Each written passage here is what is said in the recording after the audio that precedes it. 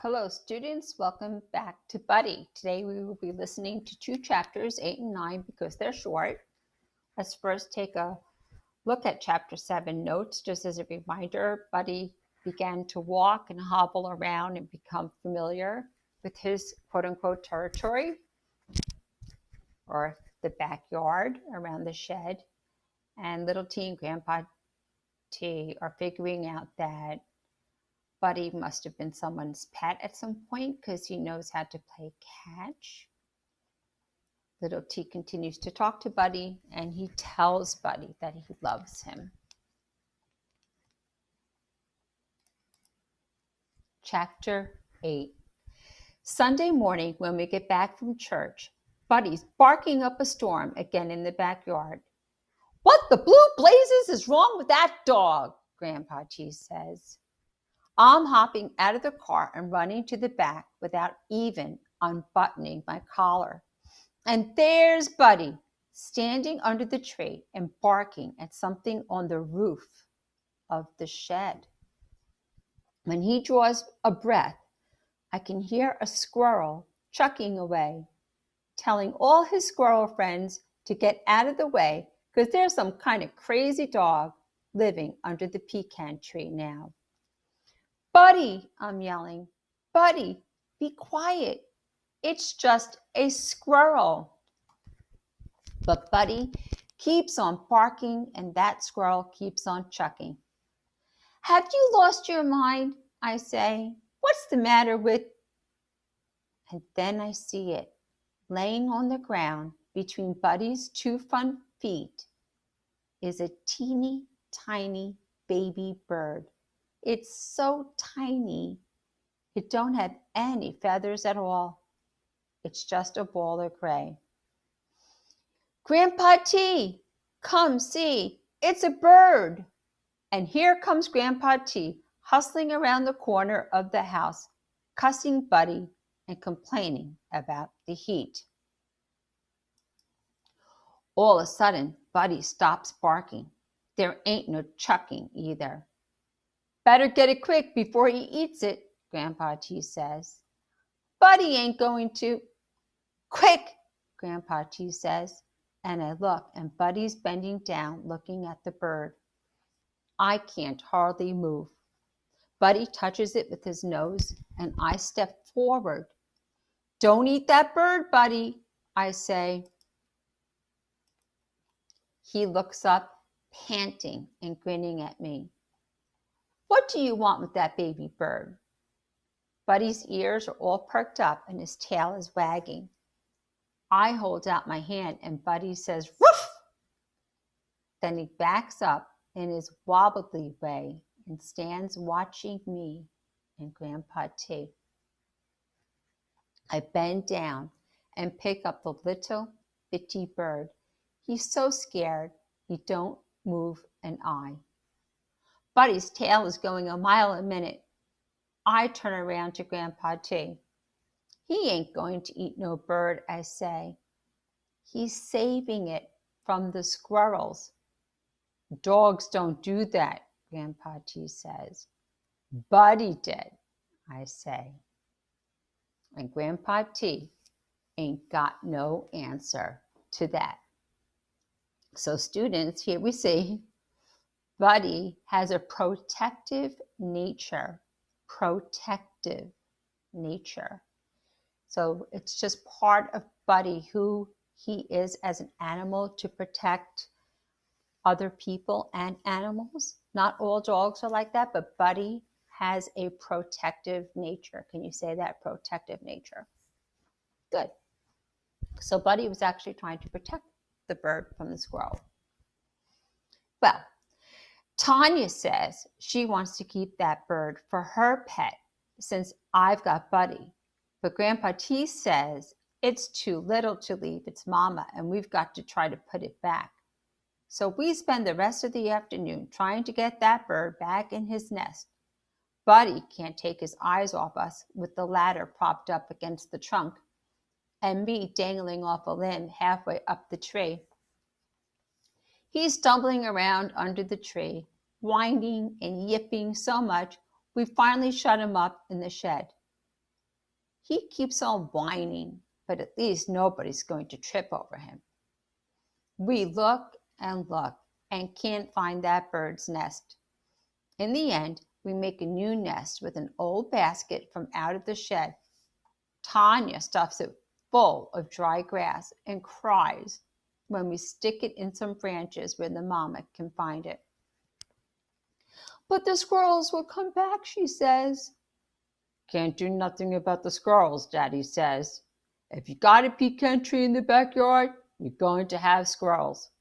Little T, let that dog out of the shed before he drives us all crazy. We're sitting down to eat dinner when Buddy starts up again.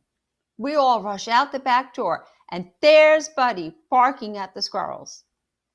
He ain't giving them no polite ruff, neither.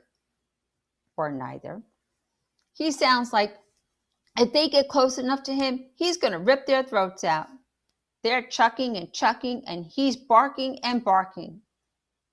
We sit back down, and Buddy keeps on barking. He's keeping those squirrels off that bird, Grandpa T says. Daddy says. Dogs don't do that.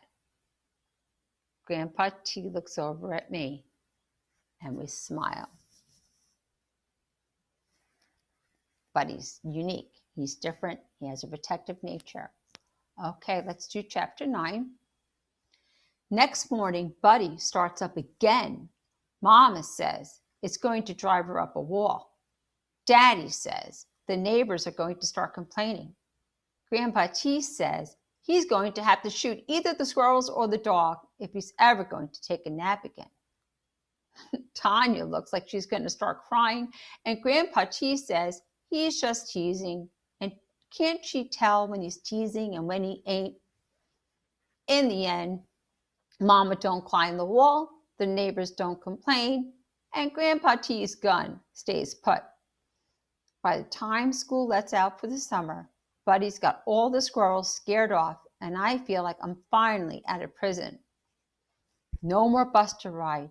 No more teachers going on and on and on. No more homework. Mama says for the first week, I'm on vacation. But after that, she's not making any promises. That first morning, I wake up when I please, take care of Buddy, and wander on back into the house where it's cool. After a while, I flip on the TV, and there's Scooby-Doo driving a car or something, and I think, I wonder what Buddy would say to that. Tanya's sitting there with me.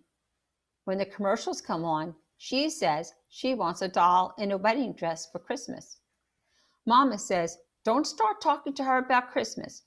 And when are we going to get up and make our beds? And don't we have anything to do but watch cartoons? I look outside, and there's Buddy, laying in his cool place in the shade, keeping an eye on the yard. I go and sit with him. You think it's this hot in Chicago? I ask him. I hold the ball in my hand and toss it up and down, but Buddy don't hardly look at it. Do you suppose school's out up there too? I put the ball down in front of his nose, and he pokes it once or twice, but he's too lazy to move more than that. Do you think they swim in that big old lake in the summertime? He swishes his tail around in the dust, but he don't move anything else. Why do you think Jamila ain't never answered my letter? Buddy looks at me with his caterpillar eyebrow raised up like he wishes he knew. I'm going to write her again, I say. So students, little T misses Jamila, and that's why he's wondering about Chicago. Is it hot there, or the school's out? And why hasn't Jamila written back? Buddy flips his tail to say he thinks that's a good idea. I'm going to tell her how good you're doing. Buddy lays his head down and closes his eyes. I guess he's had enough of talking. I just sit there watching him and letting my hand smooth the top of his head over and over. I'm thinking it would be an easy letter to write because there ain't no doubt about it. Buddy's doing better. He's getting around good when he stays inside the yard. His ribs ain't showing near as bad. His bandage is off. And if you look at him right, you forget there were only 3 legs. But all that getting well is hungry work. Buddy's eating more and more. And my Game Boy money is almost gone.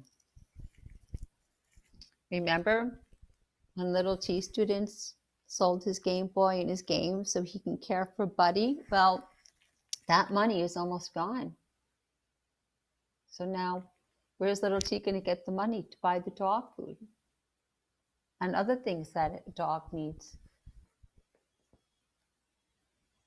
Something's got to happen, but I don't know what. I don't have anything else to sell, and I ain't old enough to get a job. I need another plan. Remember, little T always makes a plan. What am I going to do, Buddy? I say, but he don't say nothing. He's so asleep, his tail don't even twitch. I lean back against the bark of the tree. I look up. Somewhere behind the leaves is the big old sky. You got any ideas? I say. But the sky don't answer. I ask Grandpa T if he'll pay me to mow the lawn. And he looks at me and says, that ain't even funny. Go on, boy, and find yourself something to do. I ask Mama if she'll pay me to bag up pralines. She says I've lost my mind and leave her alone while she's cooking. I know better than to say anything to Daddy. That's just asking for trouble. I sit down by baby Terrell. I lean up close and say, Goochie, goochie, goo. And he whops me with his toy truck. Tanya yells out to Mama that I'm bothering the baby and then says, don't step on her shoes. Mama leans in the door and says, go throw the ball with that dog. And I say, it's too hot. Mama says, well, do something. And I ask what? She says, you better think of something before I think of something for you. And then Tanya pipes up and says she wants a snowball. Now, students, remember for chapter 6, there was a slideshow and I showed you what a snowball looks like. They're ices, okay?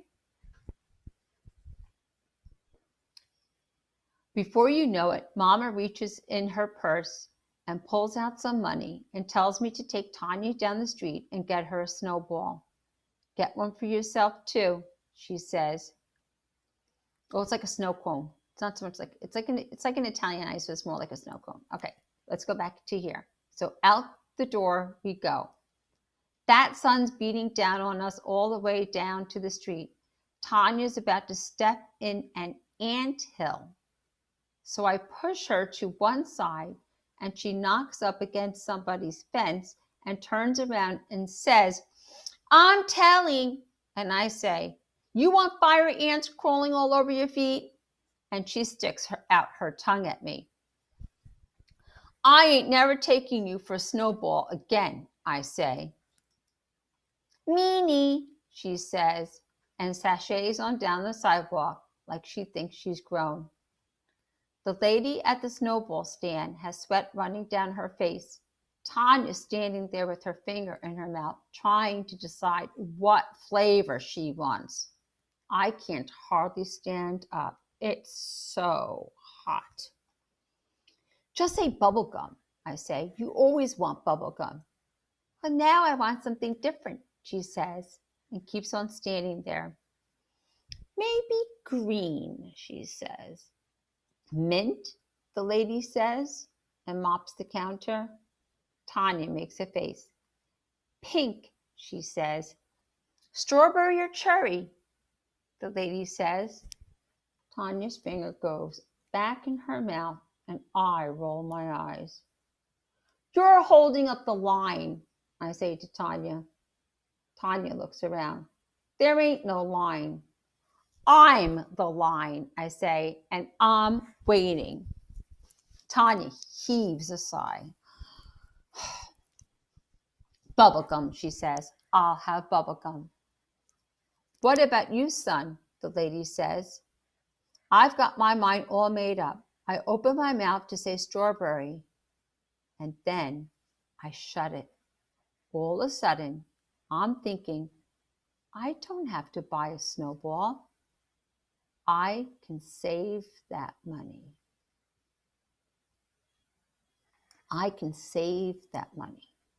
Mama won't ever know. Nothing for me, I say. Tanya spins around. Well, why are you fussing about me if you ain't getting nothing for yourself? That lady's waiting, I say. You're taking up her time. I pay for Tanya and put the same amount in my pocket. All the way home, I'm trying to make a plan. How many times do we need to get snowballs before I can buy another bag of food? What if Tanya tells Mama I didn't get one? Wonder if anybody else wants somebody to take their little kid to get a snowball.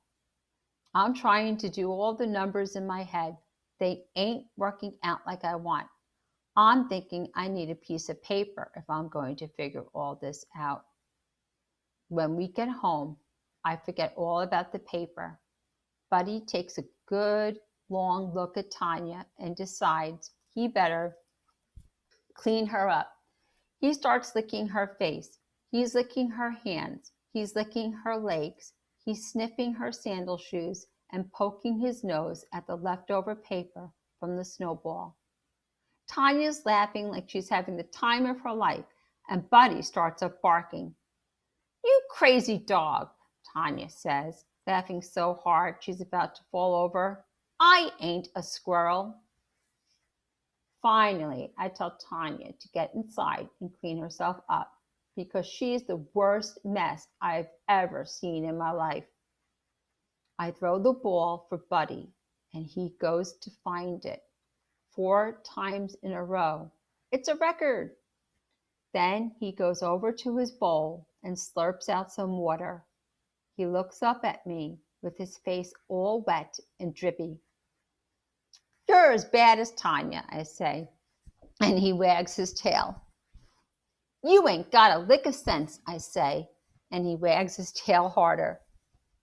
You ain't even worried about how I'm going to feed you, are you? And Buddy says, Ruff! And I know that means, you'll figure it out, little T. I know I can count on you. Okay, so we can see little T is a little worried about where he's going to get the money to continue to feed Buddy. We could see that Buddy and Tanya get along, right? Let's go to the notes. Don't forget chapter 8. Buddy, we learn, has a protective nature, and he saves a bird from getting eaten by a squirrel. Buddy continues to protect the bird by barking at the squirrels. Buddy has a protective nature.